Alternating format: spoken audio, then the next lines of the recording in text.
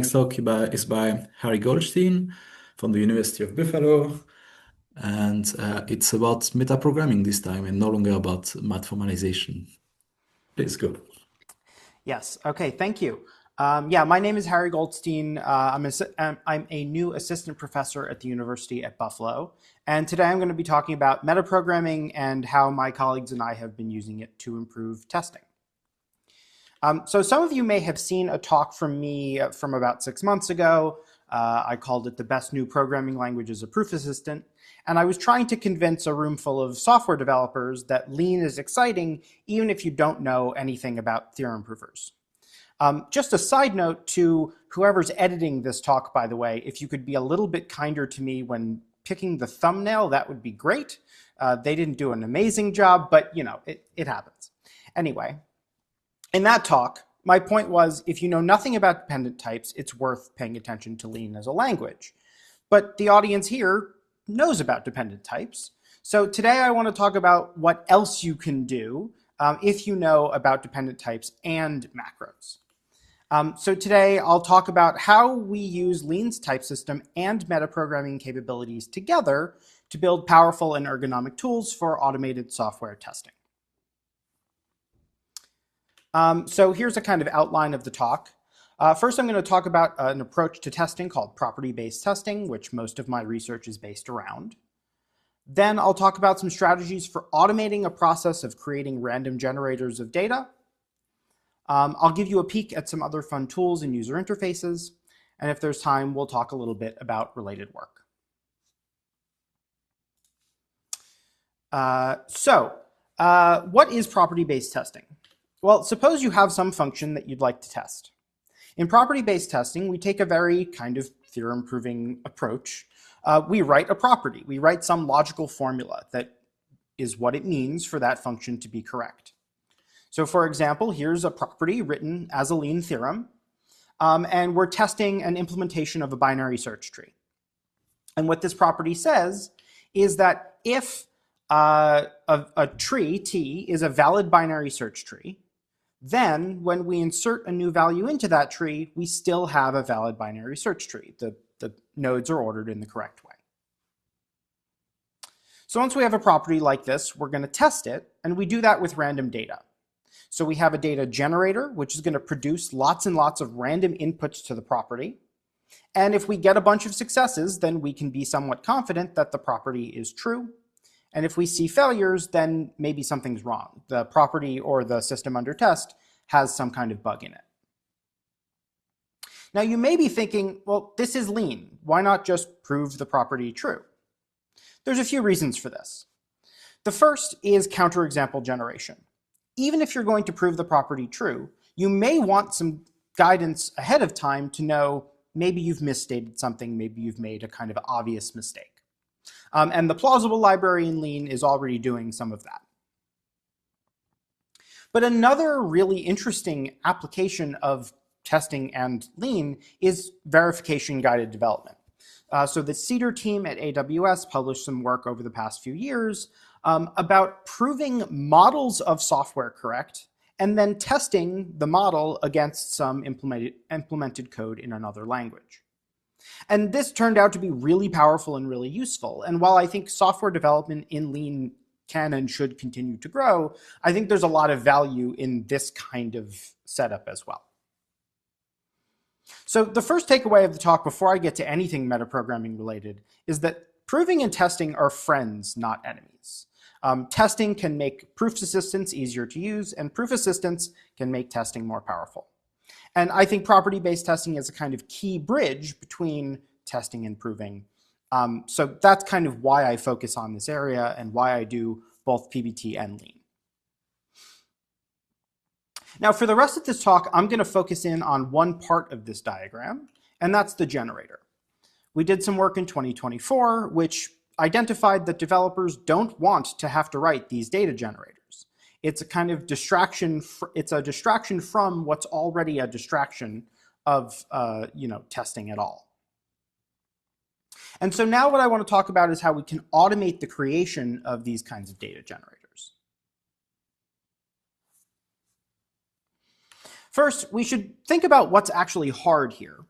And the problem is the precondition of the property. Recall that the property I showed you before requires that the value t as the input be a valid binary search tree. And if you just naively sample trees at random, you won't get a lot of binary search trees. Trees, if you just pull one out of thin air, it's probably not ordered in the correct way. So what we really want is a bespoke generator, a generator that produces precisely the set of values that we need to test our property. And I can express this as a formula in Lean. This theorem says that our generator T, if a value T is in the support of our generator GenBST, then it should be a valid binary search tree. And for any valid binary search tree, our generator should be able to produce it. If we have this set up, then this generator is perfect for testing our property.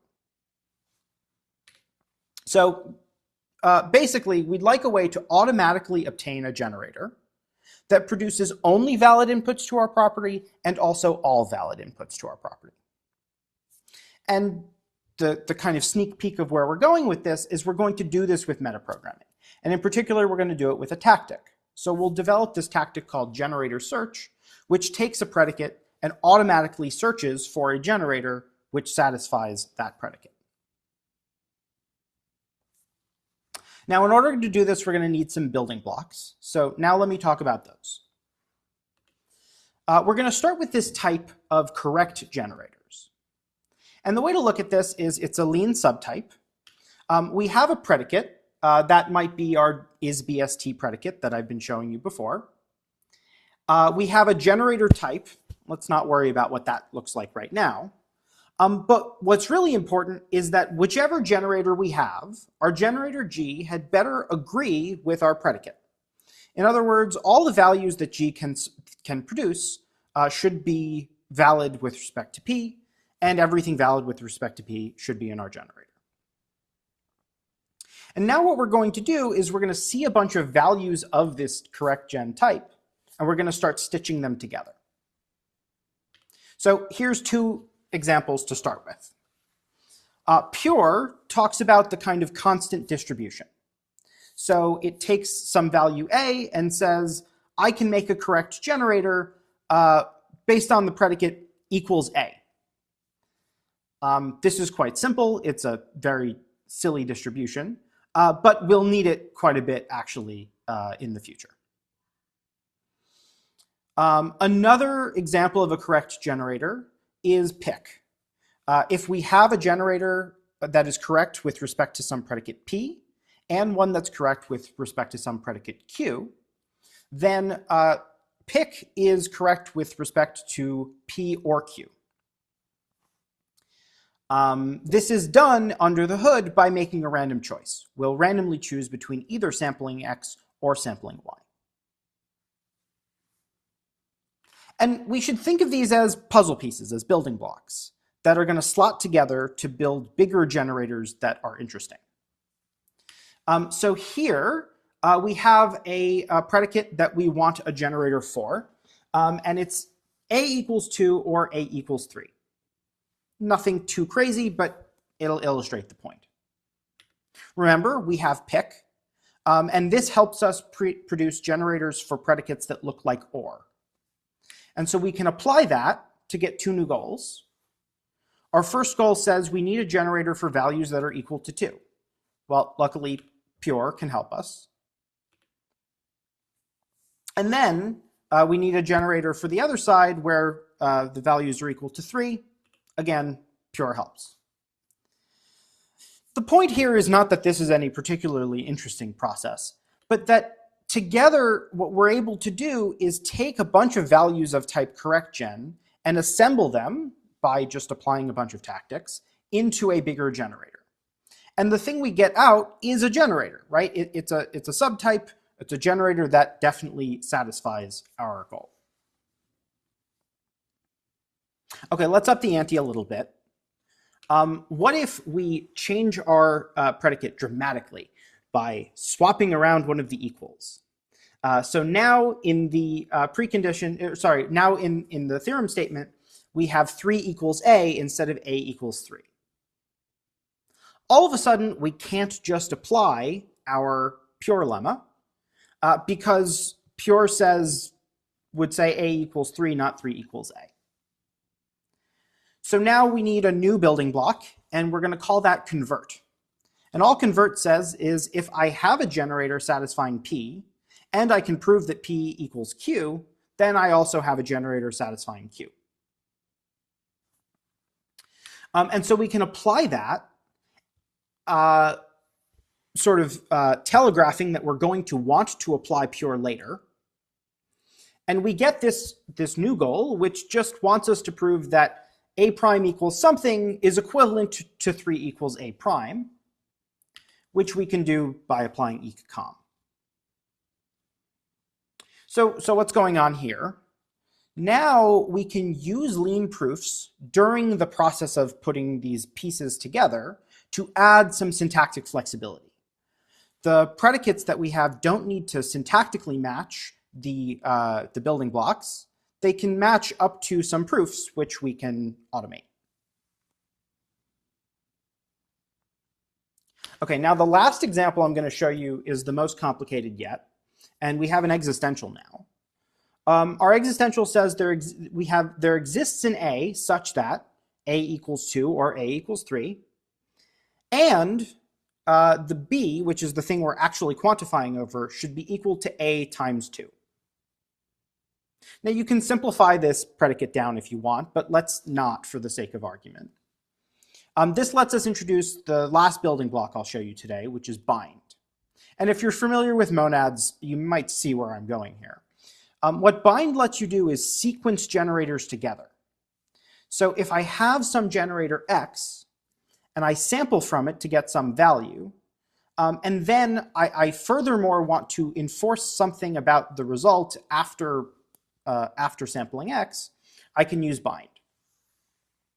And the thing to note here is that the result of this bind generator has this existential and pattern, which you can also see above in the goal that we're trying to prove. So if we apply bind, we now get two new goals. One says A equals 2 or A equals 3. We know how to do that. That's the example we've been working with for a while now. And then the next one is just a function which says we have some A and we need B equals A times 2. Again, the first one we can just do by applying pick and pure like I've shown you before. And then this last bit, we just intro A and apply pure and it all works. Okay, so I've shown you how to assemble generators from pieces, but I said this talk was about metaprogramming. So what's going on? Well, now we can automate this process. And the way I'm going to do it is dead simple. We have this proof, and we're going to just do it with ESOP. And it turns out if you tag the definitions appropriately, the ones that I showed you, this goes through perfectly. ESOP just finds the generator that we want and produces a generator, and like it's building a value here, right? We're building up an actual generator. This is not just proving a theorem, but it's also building a program. And so what's really going on here is deductive program synthesis. So deductive program synthesis builds up a proof that a program has a particular property, and as a side effect actually produces such a program. And that's precisely what's going on here. ESOP is replacing a standard synthesizer while also solving side conditions like the ecom that I showed you before with no SMT needed. And then unification, reduction, and a bunch of other things which one would have to implement while doing program synthesis, all handled by Lean. So the second takeaway of this talk, and maybe the headline, if you will, is that we can use proof automation and Lean metaprogramming to replicate program synthesis algorithms all without leaving Lean. Without having to implement an algorithm from scratch, we just get to use the proof automation tools that folks have been working on already. Now zooming out a bit, there's more that we've implemented here. I didn't just do an example with a bunch of like trivial equalities. So we've implemented a wide range of building blocks for correct generators. We have ESOP-based automation for automatically assembling generators. We have code for optimizing generators and also copying the code into the editor so that the user can actually see it, and quite a bit more.